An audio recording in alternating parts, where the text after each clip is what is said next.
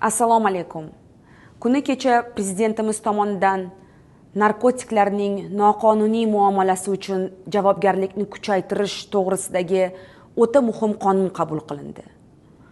Endilikda ushbu hujjat bilan yashirin narkolaboratoriyalar, bangixonalar tashkil etish, narko jinoyatlarga homiylik qilish, narkotiklarni transmilliy usulda yoki internet yordamida tarqatish kabi o'ta xavfli qilmishlar uchun oldin qonunchilikda bo'lmagan yangi javobgarlik belgilandi.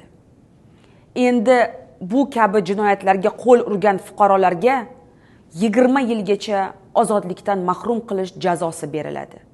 Uyushgan narko jinoyatchilik uchun jazo choralari qariyb 2 baravar og'irlashtirildi. Oldin narko jinoyatlarini sodir etgan shaxslar qisqa vaqtlarda ozodlikka chiqib, o'z jinoiy qilmishlarini davom ettirib yuravergan. Endi bunday bo'lmaydi.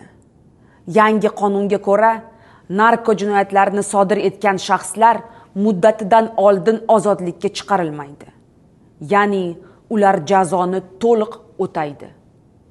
Endi voyaga yetmaganlarni narkotik iste'mol qilishga undash og'ir jinoyat sifatida baholanib, 5 yildan 10 yilgacha qamoq jazosi qo'llaniladi. Ta'lim muassasalari, maktablar, talabalar yotoqxonalari, bolalar oromgohlarida voyaga yetmaganlarni narko jinoyatlarga jalb qilganlar 10 yilgacha ozodlikdan mahrum qilinadi.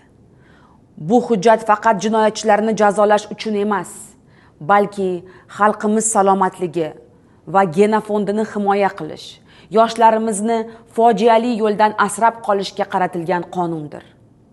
Hurmatli ota-onalar, ko'rib turganingizdek, davlat narko jinoyatlarga qarshi qaqshatqich kurash e'lon qildi.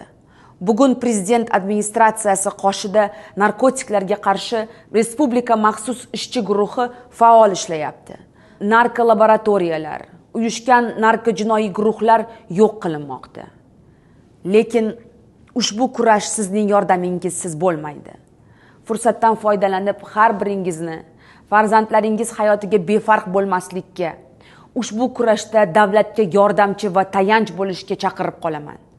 Zero bolalarimiz kelajagi bu millatimiz kelajagidir. Ushbu balo hech bir oilaga zarar keltirmasin.